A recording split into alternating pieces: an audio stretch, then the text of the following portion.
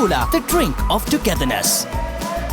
It's the World Cup special on Around the Wickets on ThePapare.com. Hello and welcome. It's lovely to be back with you once again, talking about the 2019 World Cup and, of course, Sri Lanka's performance. I've got Farveez, Maharoof and Jehan Mubarak joining me to discuss Sri Lanka's rather sorry performance against Australia and what we could expect going forward against England. Welcome, gentlemen. Thank you, Roshan. I know it's not a great start, but it's absolutely disappointing, isn't it? When you see that the openers are doing well and suddenly you're in with a chance, you're looking good, 200 for 3, and then you just, get rolled over. Jehan, let me start with you as a batsman. Now, I'm not taking any batting credentials away from Maha, but you got the batting tag. Tell us about what happened there first. It's the story of the World Cup so far. Middle order openers have done well, got us starts. Whether we are chasing 200 or 300 or 330, we've always got to within striking distance. And then the middle order can't sustain that same momentum. And we keep finding ways to get out. It's not the same way. Some run out, it's just a lack of confidence, no cohesion among that middle order. Is it a sign of lack of confidence or out of form? It's the same thing. So confidence leads to form, lack of form leads to lack of confidence. And not only in yourself, there's lack of confidence in your partner. The openers have that. Dimuth and Kusal, they know, they back each other, they run well between wickets. In the middle order, it's just falling apart. Yeah, absolutely. Something that I've heard is you always need a stable foundation, good start, and then the middle order builds. And most teams struggle if you don't have a good opening partnership. Here, look at this. I mean, with Afghanistan, 92 runs. With Australia, 115 runs. Surely you can't expect more, Maha. I mean, the openers have done their bit. How I look at it, Roshan, is the intent shown by the middle order is very different what's been seen by Dimuth and Kusal. It's about the body language. They're trying to attack. I mean, whenever you do that as a bowler, I know. And if the batsman is trying to be aggressive, you fall a bit behind and your length might vary. That's exactly what Kusal does, and you saw so many cuts and pulls being played because they try to bowl short. Whereas the normal Australian is a good length and try to nick the batsman off. So that's the intent shown by those two. But sadly, when it comes to the middle order, I don't see that intent. I don't see that body language from anyone, right? So, and especially with that 10 overs spent by Glenn Maxwell. I think he bowled his 10 overs or something around 40 runs. 48. 48, a part-timer. That was a crime. And chasing cricketing crime. Over 300. Yes. 10 overs of 48 on a very good batting, oval batting wicket. Just letting him bowl his 10 overs of 48. I thought it was, we never had a plan there. And clearly I heard that Dimuth has said that, we could have planned it a bit better. Now, I want to stop you there. Now, I want to pose this question to our viewers and to you. Now, why were we rigid in our batting lineup? What I mean here is Dimuth and Kusal opens, right? Then we got Thirimana at 3, and we know who Lahiru Thirimana is and how he bats. Now, when Kusal gets out, why didn't the management, I'm asking you because you've been there, why didn't the coaching staff think of using a floater? You spoke very correctly about the off-spinner going for 48 runs. Options were there. Dhananjay De Silva should have been a floater. Yeah, definitely. Kusal Mendy should have been a floater, just to keep the momentum. Why do you think that happened? I mean, I'm not going to point a finger and say it didn't happen. It's obvious. But both of you, why and how could the experienced support staff, where Ashanta Dimel is there, Haturu Singh is there, and many others are there, how did they miss that trick? Start with you. I think it's lack of communication. But when lack of communication in the dressing room. It has to be, and I don't see any other reasons. Because the captain is batting in the middle, he can clearly send a message inside. And at the end of the day, as a selector manager, Asantha, he won't have a say. That's how the procedure works. The head coach definitely has a say. And I think, as you said, Lahiru Thirimana is a player who takes time to build on his innings. I mean, if the wicket goes in the first 10 overs, then that's his game. But if we have a good start the way we had, I thought definitely a right hand, especially when Glenn Maxwell was bowling with Kusal Mendes, just give him a license. He may come out, just come down the track and hit a couple of sixers and back in the scene. I want to expand a bit on what Maha said about lack of communication. Now we are talking about a segmented area, physically, we're talking physically a segmented area where everyone's there. You'll have a team plan. And obviously, even in games that are of much lower standard, communication happen. So you tell me why you think that was missed? Two things. One is, as Maha said, communication, but ideally in situations like this, even like you say, when we play for NCC or under 19 team or any game, we have a plan of having a left-right combination in the middle when the spinners are bowling. If Dimuth gets out, then Thiri can come in. If Kusal gets out, then and also the flexibility factor is there. That is always there. So those things are discussed before, and you have a plan for the middle order. If the fast bowlers are bowling, if the spinners are bowling. So my question is whether this discussion had taken place before the game. If not, then there's a question mark over that. So isn't there, I'm asking you, isn't there flexibility, isn't there allowance, isn't there an allowance to kind of adjust while the game is going on? So even then, while the game is going on, if you feel that you need to change your plan, when that happens, then somebody has to be responsible for it. Ideally the captain. Captain says, okay, let's promote this guy up the order. Let's open bowling with the spinner. Whatever, it's a change in your plan, but then somebody has to take responsibility for it. I think the problem now is nobody wants to take responsibility for changing a plan or for not having a plan. Whether it is Dimuth, Asantha, Chandika, Hathurusingha, whoever is there, somebody has to take responsibility. And right now, we don't want to, because then if things do go wrong, we'll be sitting here questioning why did Kusal Mendis come at number 3? Why did Tisra open the batting? But still Jehan tried. But Jehan, having said that, all of us know cricket. There are obvious things you need to do. No, correct. I'm saying that so the fear of being questioned or having to take responsibility for your decisions is leaving us in a place where no one's taking responsibility or decisions. So that's a very sad story. Now, we can go on talking about the middle order, but the fact remains what we've established, and all of you watching know that the middle order has been poor. Sri Lanka hasn't battered the 50 overs. In fact, haven't battered the number of overs that were afforded to them in any game. That includes Afghanistan, then New Zealand, then Australia, of course. So I don't want to dwell too much about the middle order, but I like to kind of get into Dimuth Karunaratne's captaincy, and particularly the way he handled Nuwan Pradeep. Now, Nuwan Pradeep was outstanding when it came to Afghanistan, the way he used those conditions. But now that's what worries me. Here is your best bowler, someone who looked so good. You throw him against Australia and he looks so ordinary. Where is it? I think let's ask the fast bowler. I think what happened was seeing so much grass in the wicket at the over. What our fast bowlers thought, the ball will do the trick. Whereas you got to bowl the ball in that area with intent. But I didn't see that much, especially the length was a little bit shorter than what they bowled. You are an experienced bowler, right? You have played enough cricket. How long do you want to understand a surface once you start bowling on it? It doesn't take long. Exactly. It doesn't take long, to be honest. My point. What I'm trying to explain here, the lengths what they bowled, if you take the map, I'm pretty sure the lengths we bowled against Afghanistan and against Australia, we were much shorter. Absolutely. We were much shorter, so the more you pitch shorter, the ball deviates less. And in fact, no deviation. And Australians, we know, they are very strong in the back foot. You know what I saw? I thought they were too extreme in lengths. When Finch was on strike, they were virtually like throwdowns, pitching the ball up and everything was driven. To the others, they were bowling short, and with lack of pace, it was asking for trouble. Overall, how I see Roshan, we are not, everything is not coming in together. And bowling, in fielding, even in decision making, what we just spoke about. When you don't play well, all these little things gets highlighted.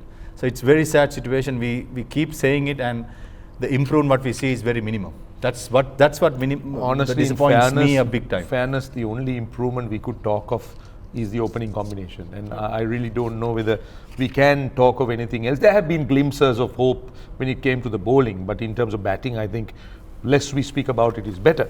But one other thing that appears to be really standing out and exposing the Sri Lankans is the fielding. The fielding, I think, has hit a new low. Look at the 30-yard circle, the number of singles they take, and the outfielding. Compare it with teams like England, compare it with India. India-Pakistan, that game, if you watched, you saw the difference. Pakistan looked so ordinary. So, with so much of support staff, I mean, I'm not pointing a finger, but I'm just trying to reason out and find out. You gave us a good explanation about the batting situation. You spoke about what goes wrong with bowling. So is that the same story when it comes to fielding? So that's a Because I think, like you can't, like it has to be a part of your culture, of cricketing culture. You can't suddenly turn up at a World Cup and decide to field well. And how many of these guys have been preparing for a World Cup over the last 3 months, 4 months? Very few of them have been preparing in these conditions, fielding inside the ring, trying to cut off the single. But Jehan, isn't it what we do every day as a national team? Don't they take these players through that process? Now you are an under-19, your manager, chair, selector, you're a coach. Wouldn't you be doing that all the time? But The 19 team is fielding extremely well. I must So say there you are, exactly. I'll tell you an example, Roshan. Yeah. First for ODI against Pakistan, we won the game because of This is the under-19. under-19s against Pakistan in Surya. We won because of fielding. And our fielding coach, Upul Chandana and Hashantira, they always keep talking about fielding as their number one priority. I'm saying it with experience. I was there. So are you trying to tell me that the national team is not having that? I mean, I don't know. We don't know. We haven't been there. But what I'm trying to say is the mental. As Jehan like said, to see both of you in unison. Unanimous. I don't know. He's a coach of Royal College under-19. I'm sure at school level you always get the players to do field well always, and that's it. Fitness and fielding, and that's exactly what we do. Now, we're getting a bit carried away because we have very little to really be happy about. So the under-19 thing was one rare thing, So we'd like to harp a little bit more in the midst of Sri Lanka not doing well. In fact, the A team did well. Yes. 2-all in India. We don't have time. But now you were talking about preparing. You were talking about getting into it. Now, in that context, what about the travel of Lasith? I mean, I know it's a family bereavement. It's a tough call. I've heard how, close Lasith has been to his mother-in-law. But in the context, I mean, this is not pointing a finger. We got to understand. We got to empathize with Lasith. But which is the bigger picture? Is it that World Cup preparation there or coming here? Of course, he's been back. He's been on time, no doubt. But we talk of preparation, isn't it? Mentally and physically. What are your thoughts on it? It will be tough. I mean, honestly, long flight, 11.5 flight to London, it will be tough on him. But he knows his body very well. Twice. I mean, I spoke to him yesterday, and he's back in England now. So he got two more. But does he have enough time to train? That's what we are talking about. He got 2 more days. Fielding, bowling. Before the next game on the 21st. Yeah. He'll be training on the 19th, which is today and tomorrow, and playing on the 21st. He's already in London. Right. So physically and mentally, it'll be tough for him. But as in saying that, we have to empathize him because he's been really close. Knowing him, he was very close to his mother-in-law. So absolutely, trying I've heard to do about all that. the family rituals as well. So I mean, spare a thought for him. But physically, it will tiring him. But if someone can do it, that's Lasith, because he's a bowler who never gets injured. Yeah. So we got to give it to him. Have time. He flew down from Mumbai, played a one-day match here, got 7 wickets. Can do it exactly. Play a T20 game. It's not an ideal situation, but if anybody can do it, it's not. Yeah, but then are we attracting? Are we trying to attract headlines for the wrong reasons? Because now what we immediately heard was Sri Lanka not going for this media conference. Now there have been different stories heard. I mean, different views expressed. We've heard explanations from different people, but I think we can't approve that, can we? It's difficult. We don't know. It's only what we. No, but I think it's an obligation by Sri Lanka. There is an obligation. You've got to to the ICC. Yes. But it's always nice to maintain good relations with the media, especially at World Cups when you travel to Australia, England, when the media is always looking to go at you. At the outset itself, it's always good to have a good relationship with the media. Now, Jehan, with due respect, not many Sri Lankan players speak the international language. It doesn't matter. Not just many a few Pakistanis people. speak No, but English. you think they can go and talk in their own language? You can't do that. You can go with a translator. You can go with an interpreter. The manager, sometimes for Pakistan, the manager acts as an interpreter or translator. So I don't think we can actually approve that or condone that, because the point is you got to have that relationship, as you say. Media is important, ICC is important, it's an obligation. Anyway, that's as far as the Australian game is concerned. That's as far as what we think. So time to find out what our good friend Damit Veerasinghe thinks. He's in England and I don't know whether he's enjoying the cold or whether it's hotting up there. Let's listen to Damit. Thanks, Roshan. Yes, as you all know by now that Sri Lanka suffered another humiliating defeat at the hands of Australia. They shouldn't have made it that bad, this defeat. They were on course at that stage where Dimuth Karunaratne and Kusal Janit were batting, but since then their batting looked absolutely rubbish, I should say. Nevertheless, Sri Lanka bowlers, Dhananjay De Silva bowled well in the middle overs.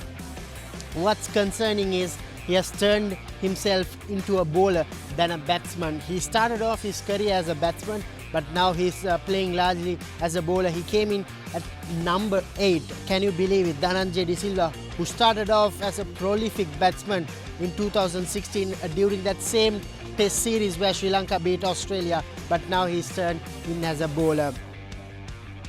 Lahiru Thirimana, he came in at number 3 when Dimuth Karunaratne and Kusal Janit gave a brilliant start to the Sri Lanka's chase. But after that, Kusal Janit Pereira's dismissal, the momentum shifted towards Australia. Mitchell Starc was brilliant with the ball, picked up 4 crucial wickets for Australia. Angelo Matthews, another disappointment for him in 3 games. 2 games were washed off. Sri Lanka only played 3 games. He has just scored 9 runs. Sri Lanka's most senior player. So all in all, another disappointing loss for Sri Lanka. They still have 4 games left. They will play England on the 21st in Headingley. That won't be an easy game for Sri Lanka. So that's it from me, Damit in London. We will be back again in Headingley after the England game.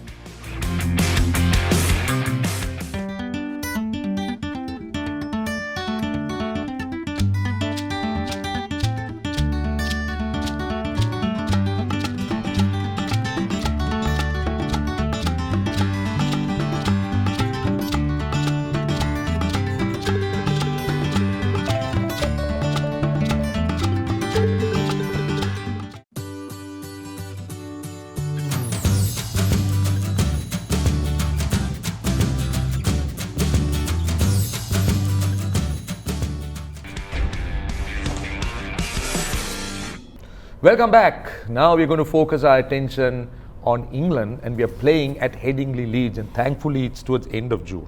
It's not May. Headingley, Leeds can be so different when it's in May. I remember when Sri Lanka toured the last time. I don't know whether you two were there, but last time, first test was May, early May at Headingley, and the next test was in Durham. So it was cold, it was really cloudy and damp and not the ideal, but it's Headingley around. It's still a bit cold and better it's in June. It's a long May. Better in June. It's been a long May this Is year. it a long May? All right. So that's not good news at all. That's not good news at all if it is a long May. If May is still carrying on even in June. But anyway, Sri Lanka's record against England hasn't been too good in the recent past. Won the last game against England, quite a massive win by 219 runs in that series, but lost the series 3-1. So, gentlemen, put on the chairman of selectors hat. We already got a selector here, so it's not new for him. A hat, he only has to change hats. You got to put on a hat. Tell us, what would you do going into the England game? What changes and where should Sri Lanka really be working on? I reckon the top order. They might, the think tank might think to bring in Avishka Fernando in place of Thirimana. That's only change I would see in the top order. And also in the middle order. What can we do in the middle order? I we think don't have a spare batsman. The Milinda Sirivardhana's place, they might think of bringing in Jehan Mendes. Don't you think that Jehan should be playing all the time? I mean, it's a tough call between Milinda and both are experienced enough in this level. Being a leg spinner, you spoke about leg spinner. Yes, I think that will be a huge factor. So I think there will be a case there.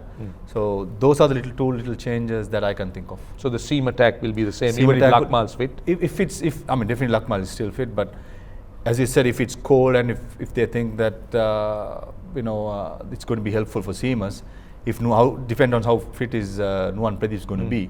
There is option to go, but I think they will stick to the same bowling lineup.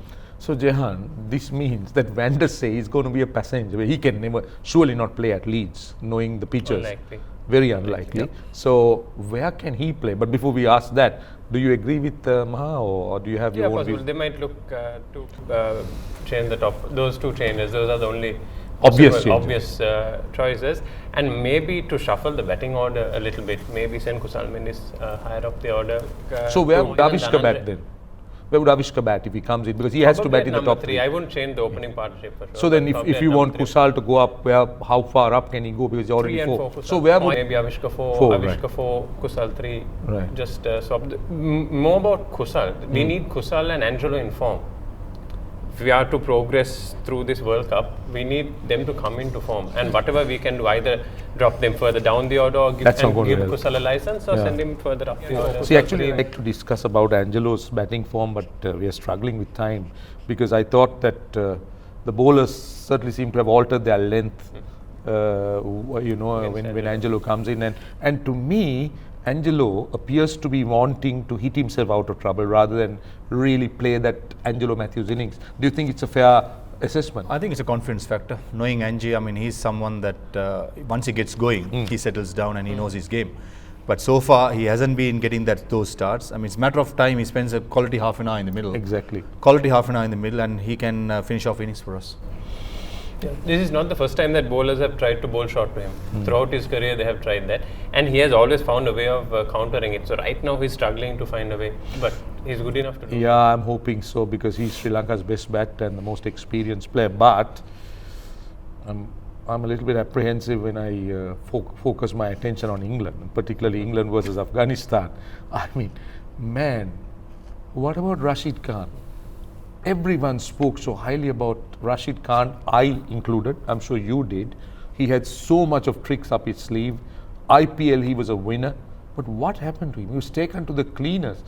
Owen Morgan, out of all batsmen, a record with 17 sixes. How ominous, let's not go to the England-Afghanistan game, but how ominous is England going to be with Archer and Wood coming at you at close to 150 and the England top order firing in this manner with no Roy, mind you? How ominous is it? I use only one word, fearsome. It's going to be... Actually, I have never heard that word coined with England in the past. Yeah. They have never been fearsome. They've been all right. Fearsome has been Australia, India, maybe even Pakistan. But fearsome is a word that has never been coined with England. So the only way to counter that is to be fearless. And that's what Sri Lanka have to be. Is it easy? Is it easier It's not said than easy. done or what? Lot easier said than done. Lot easier said than done. Right, so that's what these gentlemen think. It's fearsome, good to be fearless, but whatever we may say, Sri Lanka needs to be at their A game.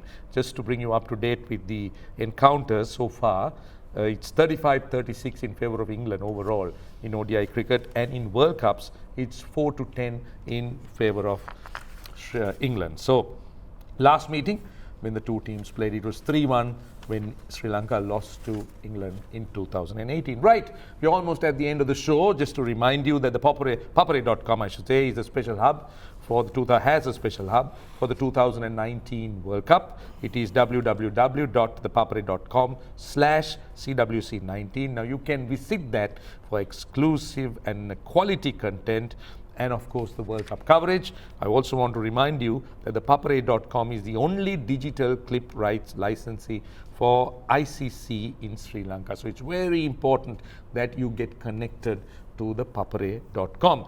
Now the question of the week is, which player holds the highest individual score in Sri Lanka England World Cup encounters?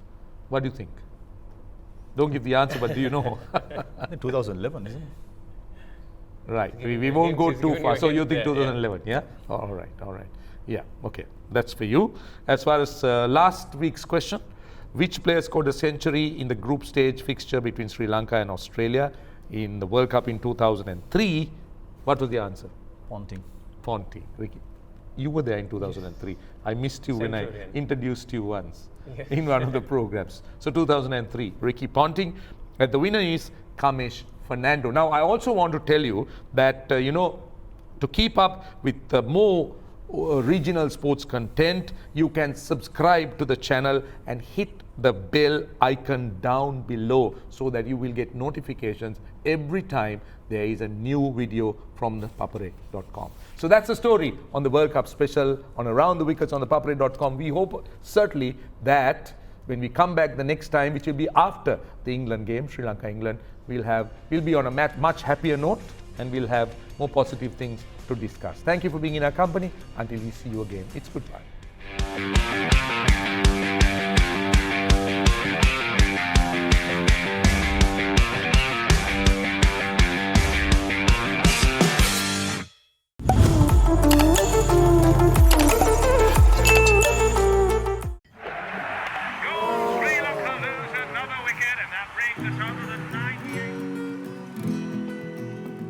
Let's get together and cheer our Lions to victory. Let's rally behind our team at the Cricket World Cup. We want a 6! With Coca-Cola, the drink of togetherness.